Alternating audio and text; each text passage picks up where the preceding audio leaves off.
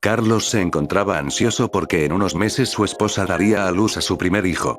Su esposa tenía todo preparado, la cuna, la ropa, los pañales, y una cantidad innumerable de juguetes que, como es de suponer, el recién nacido no podría disfrutar hasta cumplidos un par de años.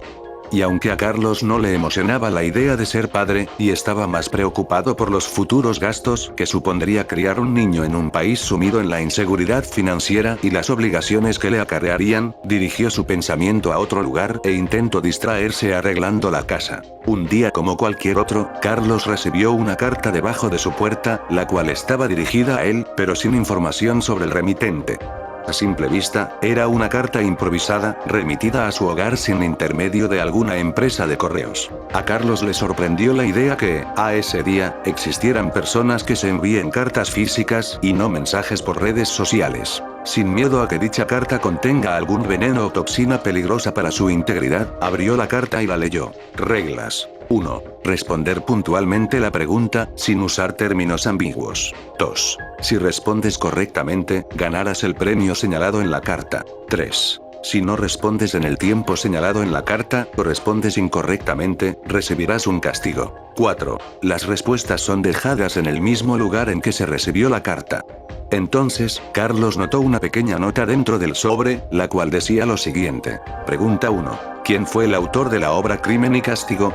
Premio. 50 soles. Plazo para responder. 12 horas contadas después de recibida la carta. Sin pensar en ello, y suponiendo que se tratara de una broma realizada por un niño del vecindario, arrojó las cartas a la basura y siguió su día como si no hubiera pasado nada fuera de lo común. Al día siguiente, Carlos encontró una pequeña caja delante de su puerta. Inmediatamente recordó la carta de ayer y las reglas que señalaba.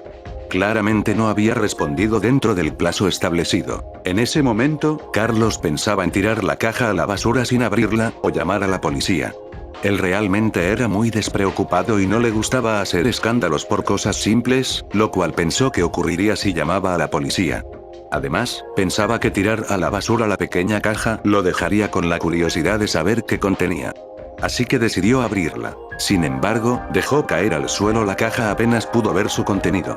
Una gran cantidad de insectos triturados, entre gusanos, cucarachas, arañas, y demás, cayeron y se esparcieron en el suelo de la casa de Carlos. Dentro de la pequeña caja, había una nota que decía, fallaste. Incómodo por la situación, Carlos salió de su casa para ver si encontraba a alguna persona sospechosa. En un momento pensó en poner una cámara en la puerta de su hogar, pero decidió esperar a ver si aquel bromista daba alguna señal. Pasaron 3 días, y Carlos recibió una segunda carta bajo su puerta, la cual decía, pregunta 2. ¿Quién fue el primer hombre en pisar la luna? Premio. 500 soles. Plazo para responder. 10 horas. Carlos estaba convencido de que todo aquello era obra de un niño dada la simpleza de las preguntas. Aún así, quería comprobar si lo del premio era verdad, así que escribió en un pequeño papel el nombre de Neil Armstrong y lo dejó debajo de su puerta. Pasadas las 10 horas, un pequeño sobre apareció bajo la puerta de Carlos. Dentro de dicho sobre, había un billete de 500 soles. Carlos comprobó una y otra vez la autenticidad del billete, y aún así, no lo podía creer. En ese momento solo deseaba que llegaran más cartas con más preguntas. Pasaron 2 días, y Carlos notó nuevamente una carta bajo la puerta de su casa. Dentro de ella se encontraba escrita una nueva pregunta. Pregunta 3. ¿Cuándo entró en vigencia la última norma que modificó el actual Código Penal? Premio. 1000 soles. Plazo para responder. 30 minutos. Carlos se sorprendió por el cambio radical en la dificultad de las preguntas.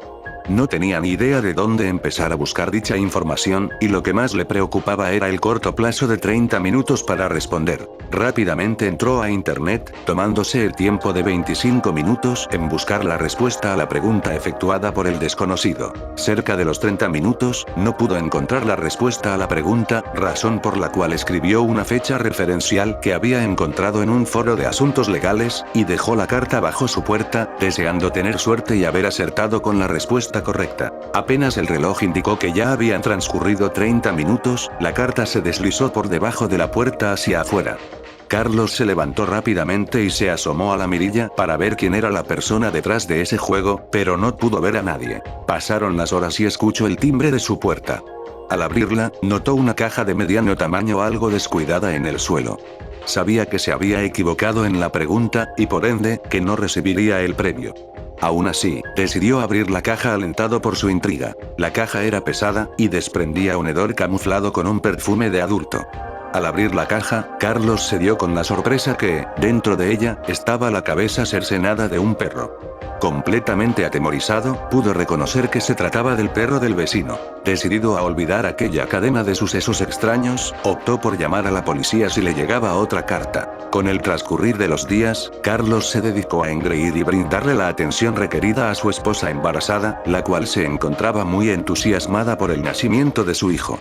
De manera paralela, el hombre disimulaba no saber en dónde se encontraba el perro de su vecino, ante los mensajes y carteles que se habían difundido en el vecindario sobre la pérdida de la mascota. Pasaron varias semanas, hasta que una nueva carta llegó a la puerta de la casa de Carlos.